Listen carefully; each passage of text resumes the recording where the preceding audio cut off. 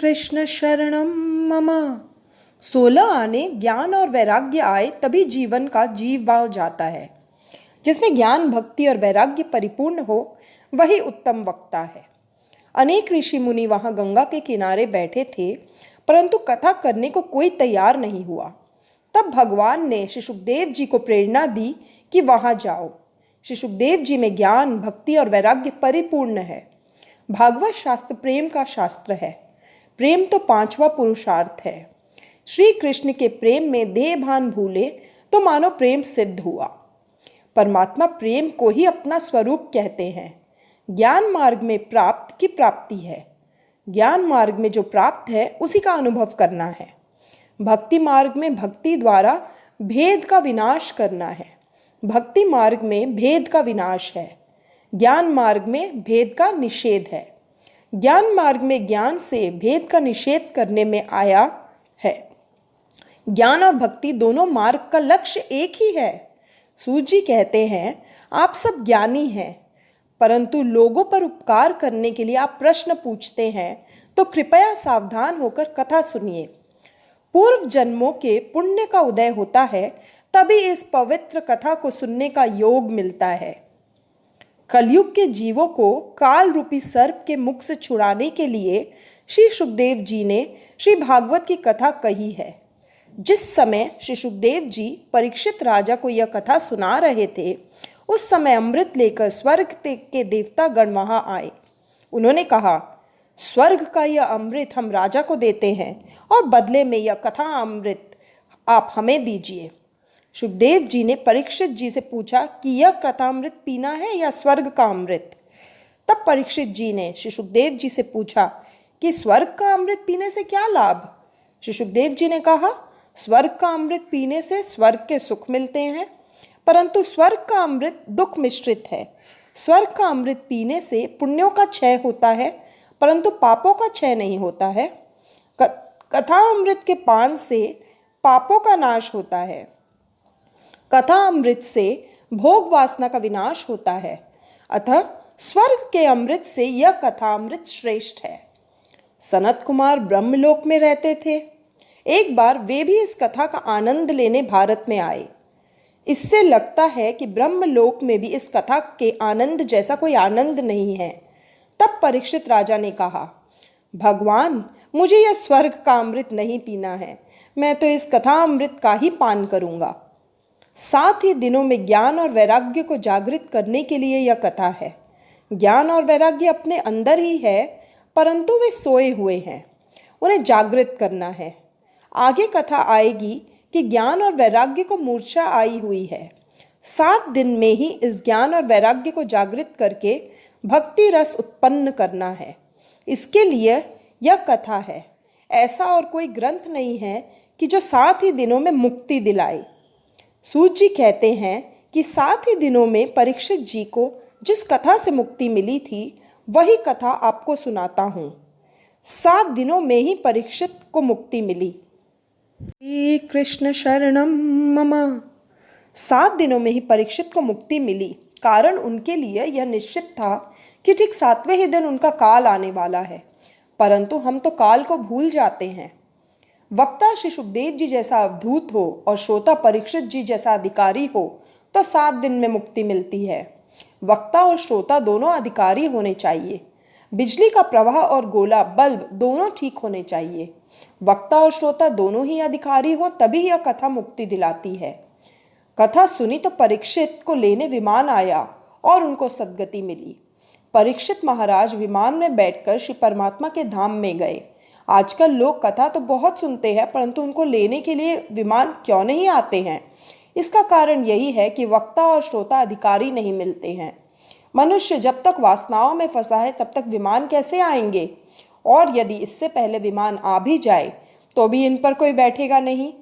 कदाचित स्वर्ग में से विमान लेने के लिए आ भी जाए तो भी मनुष्य की जाने की तैयारी भी तो कहाँ है? हम सब विकार और वासनाओं में बंधे हुए हैं। मनुष्य पत्नी, पुत्र, धन, घर आदि में फंसा है। जब तक यह आसक्ति छूटेगी नहीं तब तक मुक्ति नहीं है। जिसका मन परमात्मा के रंग में रंग गया है, उसके लिए तो वह जहाँ बैठा है वही मुक्ति है।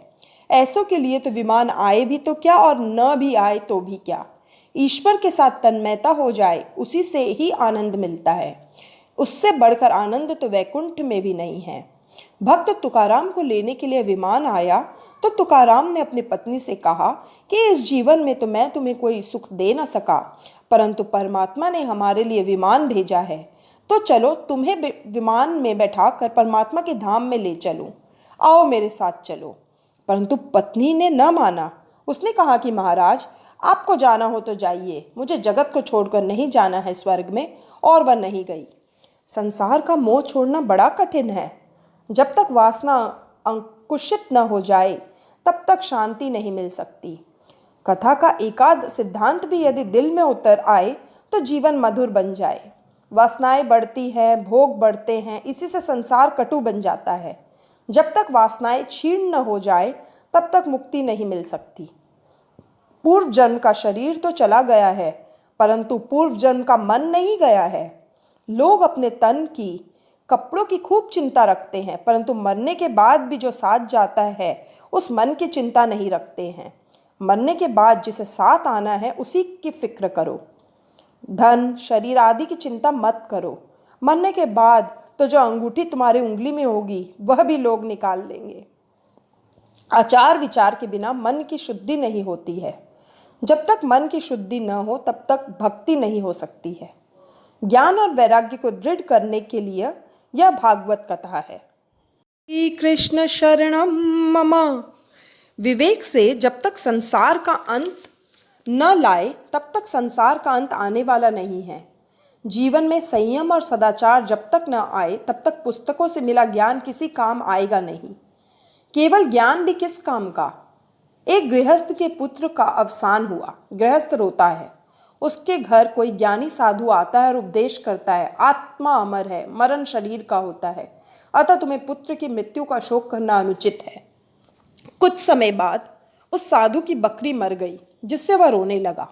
साधु को रोता हुआ देखकर उस गृहस्थ ने साधु से पूछा कि महाराज, आप तो मुझे उपदेश देते थे कि किसी की मृत्यु पर शोक नहीं करते, तो फिर आप किस लिए रुदन कर रहे हैं? साधु ने कहा कि बालक तुम्हारा था और बकरी तो मेरी थी, अतः रोता हूँ। ऐसा परोपदेशे पांडित्यम किस काम का। ज्ञान का अनुभव करो। मुक्त होने के लिए ज्ञान का उपयोग है। कथा जीवन को सुधारती है, जीवन को पलट देती है। कथा सुनने पर जीवन पलट न जाए तो मानो कि कथा बराबर सुनी ही नहीं है। कथा मुक्ति देती है, यह बात बिल्कुल सच है। रोज मृत्यु की एक दो बार याद करते रहो। शायद आज ही मुझे यमदूत पकड़ने आ जाए तो मेरी क्या दशा होगी। यदि ऐसा आप रोज सोचेंगे तो पाप नहीं होगा। मनुष्य मरण का विचार तो रोज करता ही नहीं है, परंतु भोजन का विचार रोज करता है। इस भागवत शास्त्र की महिमा का वर्णन दूसरे बहुत से पुराणों में किया गया है, परंतु सामान्यतः पद्म पुराण के अंतर्गत महात्म्य का वर्णन करते हैं। अब श्री भागवत की महिमा का वर्णन करना है। इस भागवत की महिमा का अब वर्णन करते हैं। इस कथा का महात्म्य एक बार सनत कुमारों ने श्री नारद जी से कह सुनाया था। महात्म्य में ऐसा लिखा है कि बड़े बड़े ऋषि और देवता ब्रह्मलोक छोड़ के विशाला क्षेत्र में इस कथा को सुनने के लिए आए थे। इस कथा में जो आनंद मिलता है वह ब्रह्मानंद से भी श्रेष्ठ है। अर्थात योगी तो केवल अपना ही उद्धार करता है, जबकि सत्संगी अपने साथ अपने संग में आए हुए सभी का उद्धार करता है। बद्रिका आश्रम में सनत कुमार पधारे हैं। जिसे लोग बद्रिकाश्रम कहते हैं वही विशाला क्षेत्र है। बद्री विशाल की जय। स्कंद पुराण में कथा आती है कि बद्री नारायण विशाल राजा के लिए पधारे थे। पुंडलिक के लिए विठल नाथ आए थे। जिस भक्त के लिए भगवान आए वह धन्य है। बद्री नारायण जी तप ध्यान का आदर्श जगत को बताते हैं। वे कहते हैं कि मैं ईश्वर हूं तो भी तप करता हूं, ध्यान लगाता हूं। तपश्चर्या के बिना शांति नहीं मिलती। जीव कठिन तपश्चर्या नहीं कर सकता है, अतः श्री भगवान आदर्श बताते हैं। बालक जब दवाई नहीं खाता तो माता स्वयं उसे खाकर दिखाती है, जिससे बालक समझे कि दवाई भी एक खाने की वस्तु है। श्री कृष्ण शरणम मम। वैसे तो माता को दवाई खाने की कोई ज़रूरत नहीं है, परंतु बालक को समझाने के लिए वह भी खा लेती है। श्री बद्रीनारायण के मंदिर में लक्ष्मी जी की मूर्ति मंदिर के बाहर है। स्त्री और बालक का संग तपश्चर्या में विघ्न रूप है। इसमें स्त्री की कुछ निंदा नहीं है, परंतु काम की निंदा है। किसी को पत्नी और बालकों का त्याग नहीं करना है, इसलिए कहना पड़ता है कि पत्नी और बच्चों के साथ रहकर घर में ही भगवान का भजन करो। इसी तरह तपस्विनी स्त्री के लिए भी पुरुष का संग त्याज्य है। विशालपुरी में जहाँ सनत कुमार विराजते थे, वहाँ एक दिन नारद जी घूमते हुए आ गए। वहाँ संकादि ऋषियों के साथ नारद जी का मिलन हुआ।